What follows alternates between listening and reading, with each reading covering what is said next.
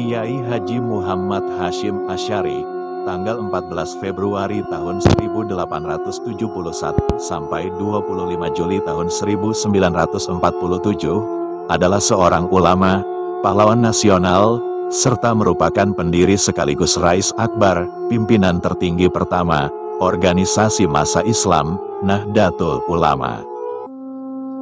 Ia memiliki julukan Hadratus Syaikh yang berarti Maha Guru dan telah hafal Kutub Al-Sittah, 6 kitab hadits, serta memiliki gelar Syaikhul Al-Masyayikh yang berarti gurunya para guru. Ia adalah putra dari pasangan Kiai Haji Asy'ari dengan Hajah Halimah, dilahirkan di Desa Tambak Rejo, Jombang, Jawa Timur, dan memiliki salah satu anak bernama Kiai Haji Wahid Hasyim yang juga merupakan pahlawan nasional perumus Piagam Jakarta, serta cucunya yakni Kiai Haji Abdurrahman Wahid, merupakan Presiden RI keempat.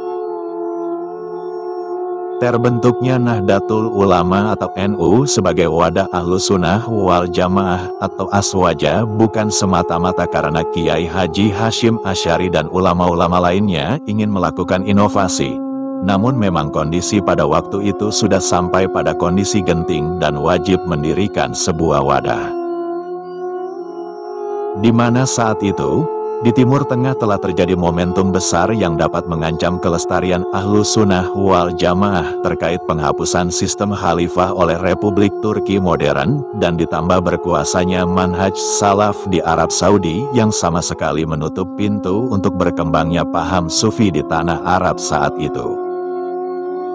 Menjelang berdirinya NU, beberapa ulama masyhur berkumpul di Masjidil Haram dan sangat mendesak berdirinya organisasi untuk menjaga kelestarian Ahlus Sunnah wal Jamaah.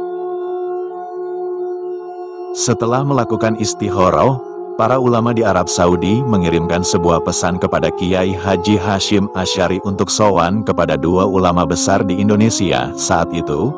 Apabila dua ulama besar ini merestui, maka akan sesegera mungkin dilakukan tindak lanjut. Dua orang itu adalah Habib Hasyim, Pekalongan, dan Syekhona Kholil, Bangkalan. Maka Kiai Haji Hasyim Asy'ari dengan didampingi Kiai Yasin, Kiai Sanusi, Kiai Irfan, dan KHR Asnawi datang sowan ke kediamannya Habib Hasyim di Pekalongan. Selanjutnya dilanjutkan dengan sowan ke Syekhona Kholil Bangkalan. Maka Kiai Haji Hasyim dan ulama lainnya mendapatkan wasiat dari Syekhona Kholil untuk segera melaksanakan niatnya itu sekaligus beliau merestuinya. Kemudian pada tahun 1924, Syekhona Kholil mengutus Kiai Asad yang saat itu berumur 27 tahun untuk mengantarkan sebuah tongkat ke Kiai Hasyim Asy'ari, Tebuireng, Jombang dan menghafalkan surat Taha ayat 17-23 untuk dibacakan di hadapan Kiai Hasyim. Berangkatlah Kiai Asad dengan mengayuh sepeda. Kiai Asad telah dibekali uang oleh Syekhona Kholil untuk di perjalanan, namun ia justru berpuasa selama di perjalanan. Kemudian setibanya di Tebuireng, Kiai Asad menghadap Kiai Hasyim Asy'ari dan menyerahkan tongkat itu. Kiai Hasyim bertanya, apakah ada pesan dari Syekhona?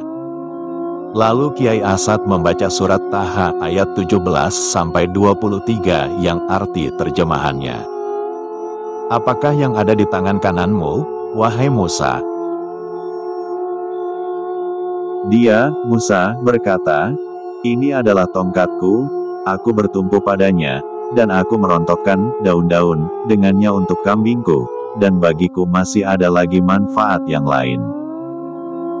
Allah berfirman, lemparkanlah ia, wahai Musa. Lalu ia melemparkan tongkat itu, maka tiba-tiba ia menjadi seekor ular yang merayap dengan cepat. Dia, Allah, berfirman, peganglah ia dan jangan takut. Kami, Allah, akan mengembalikannya kepada keadaannya semula. Dan kepitkanlah tanganmu ke ketiakmu, niscaya ia keluar menjadi putih, bercahaya, tanpa cacat, sebagai mukjizat yang lain, untuk kami perlihatkan kepadamu sebagian dari tanda-tanda kekuasaan kami yang sangat besar. Berselang beberapa hari, Syekhona Kholil kembali mengutus Kiai Asad untuk mengantarkan sebuah tasbih kepada Kiai Hashim. Ketika Syekhona Kholil menyerahkan tasbihnya, Kiai Asad enggan untuk menerima dengan tangannya. Ia memohon kepada Syekhona untuk mengalungkan tasbih itu ke lehernya. Syekhona Kholil berpesan agar Kiai Asad membaca, "Ya Jabar ya Kohar," hingga sampai tebuireng dan membacanya di hadapan Kiai Hashim. Selama di perjalanan, Kiai Asad sama sekali tidak berani menyentuh tasbih itu.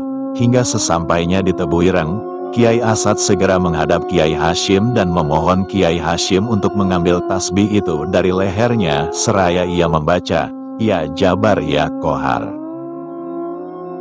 Kiai Haji Hashim Asy'ari telah menangkap dua isyarat kuat tersebut yang mengartikan bahwasannya Syekhona Kholil telah memantapkan hati beliau dan merestui didirikannya Jamiyah Nahdlatul Ulama.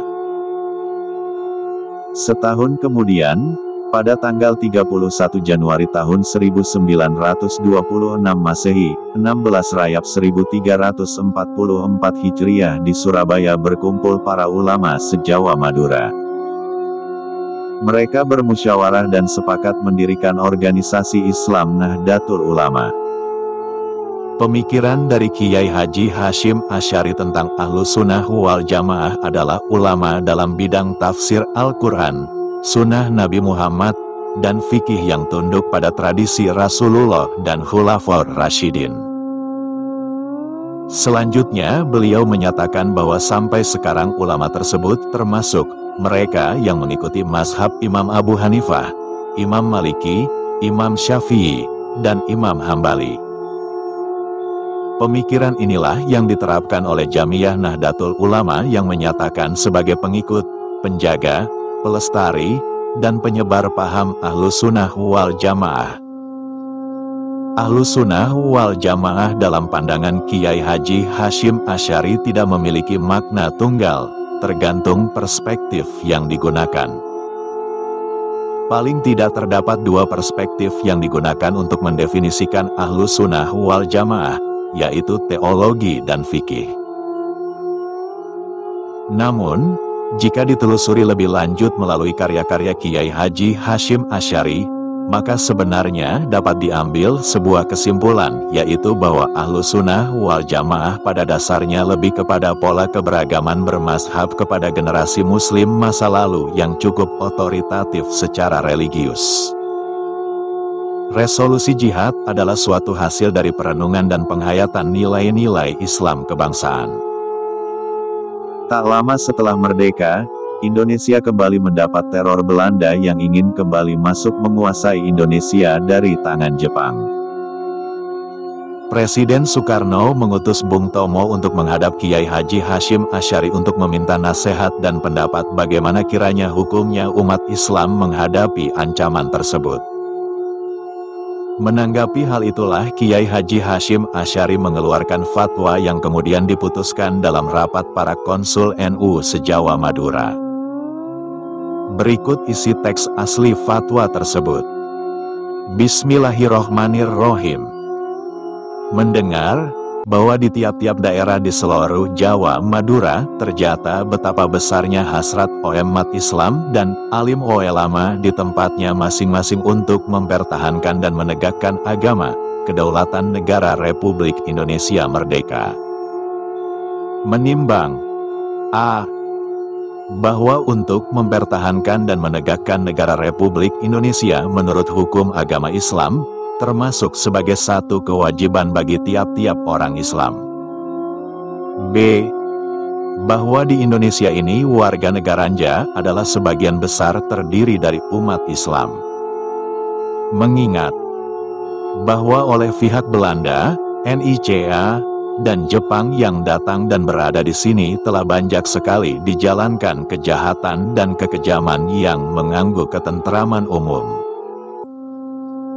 Bahwa semua yang dilakukan oleh mereka itu dengan maksud melanggar kedaulatan negara Republik Indonesia dan agama, dan ingin kembali menjajah di sini, maka beberapa tempat telah terjadi pertempuran yang mengorbankan beberapa banyak jiwa manusia.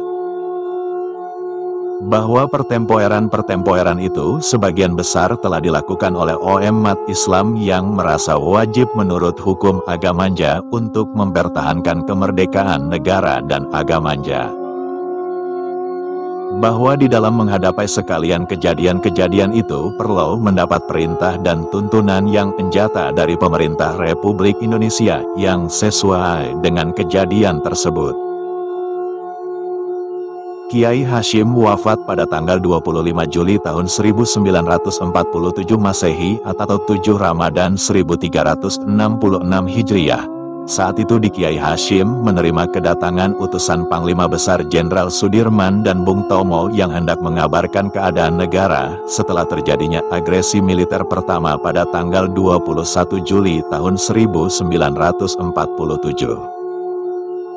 Kiai Hasyim kaget sebab mendengar cerita dari utusan tersebut bahwa Singosari telah direbut oleh Jenderal Spur.